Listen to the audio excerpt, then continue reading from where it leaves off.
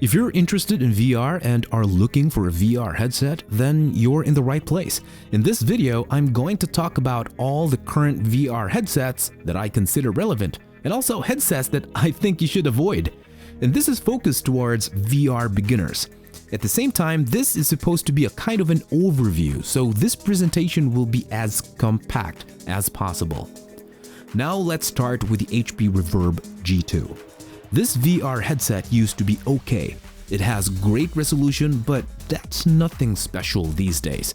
The Quest 3, for example, can easily keep up with it. And in direct comparison with other modern headsets, it has poor controller tracking. For PC VR, it used to be recommended, especially if you are stationary, like if you're playing racing or flight simulators. But this headset is actually no longer recommendable these days. It's way too expensive at almost $900. So I would say I won't talk about this VR headset in the future either. It's simply not up to date anymore and can't do standalone VR either, so it's history. Next up, we have the Valve Index. It's a similar situation here. It has bad resolution, but it does a few things that it still does best. Tracking, for example, is great because it has the base stations and the controllers are great too. And then there's the possibility to play PC VR at 144 frames per second with this headset.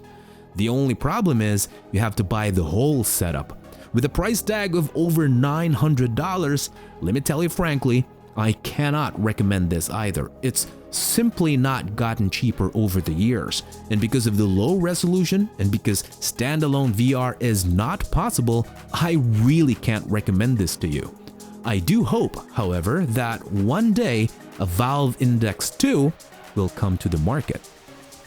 So let's move on to the PlayStation VR 2, and here it's quite simple. The whole setup costs around $550, and that's just the headset itself. You also need the PlayStation 5, of course, so you'll be needing around $1,000 to be able to play games with the PlayStation VR 2. Then there are only a few games, in my opinion, that are really interesting, so the whole thing is not worth it in my eyes if you have a PlayStation 5.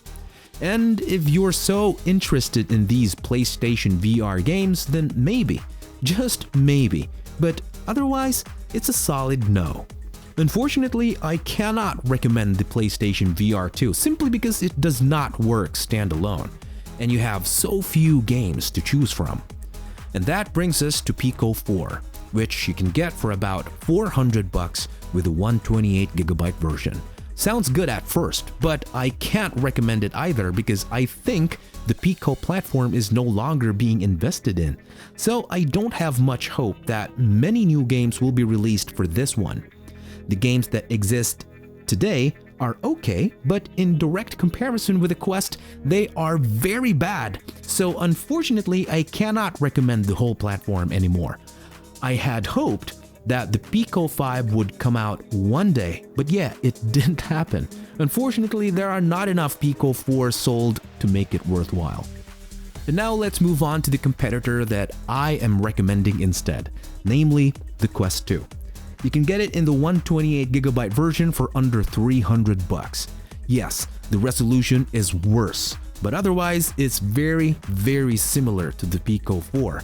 And I have to say and emphasize that it has the Quest platform, which means all the games you can buy there, which you can then play standalone, makes the whole thing so much more attractive.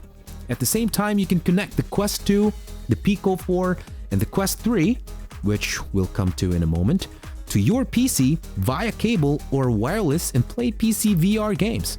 That's why I recommend the Quest 2 with 128GB for under $300 to anyone who wants to buy a cheap PC VR headset. It doesn't matter if you don't have a gaming PC, PlayStation, or anything else. You just want a VR headset that you can play separately, it's perfect for that. Or if you have a good gaming PC and want to play PC VR games like Half-Life, it's also super suitable for that. So now let's talk quickly about the Quest 3.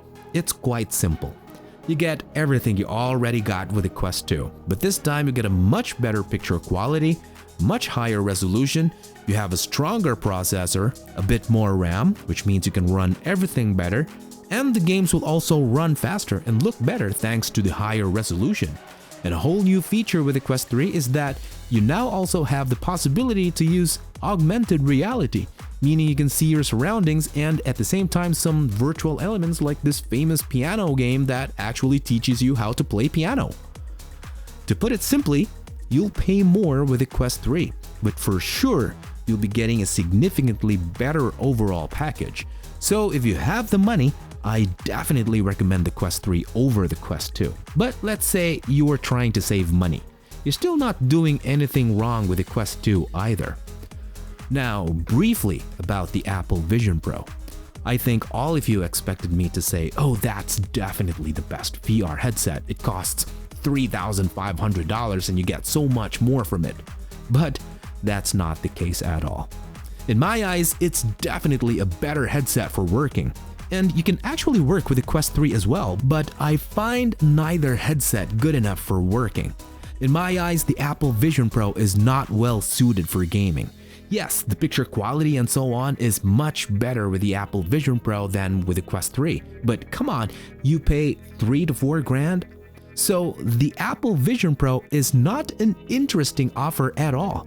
Especially for VR, absolutely not. So stay away from it for now, but if the prices change somehow in the future or a different version of the Apple Vision Pro comes out, maybe the non-Pro version, then we can talk about it again. But as of today, no. Now that wasn't all the VR headsets yet. For example, we still have the Primax. And I have to say, these are no longer VR headsets suitable for beginners. People who spend a lot of time in VR, who are the ones who use things like these, know at least as much as I do, and I don't think I need to talk about them in this video. I just want to say that they exist out there. They have super picture quality, and they don't have Steam VR. At least the Primax doesn't. But they have OLED screens, and they have cables that you can connect to your PC, and are much better suited for PC VR. But take a quick look at the price. And yeah, it's an enthusiast device. So a price of around $1,400 is not surprising at all, but I should say, I think every penny is worth it, but not for a beginner. I think you have to have some level of dedication before getting this, because for one, you still have to buy the base stations from Valve Index, then you buy special lenses, then you have to scan your face, and then you have to consider that only you can really use this VR headset comfortably because it's then adapted to your face, and so on. You see what I'm getting at? This is simply not suitable for VR beginners. Therefore, here's a quick tip.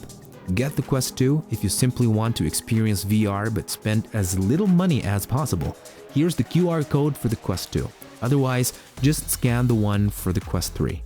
That's the best overall package in my eyes. Costs a little bit more than the Quest 2, but I think it's definitely worth the money. And of course, everything else is in the links below.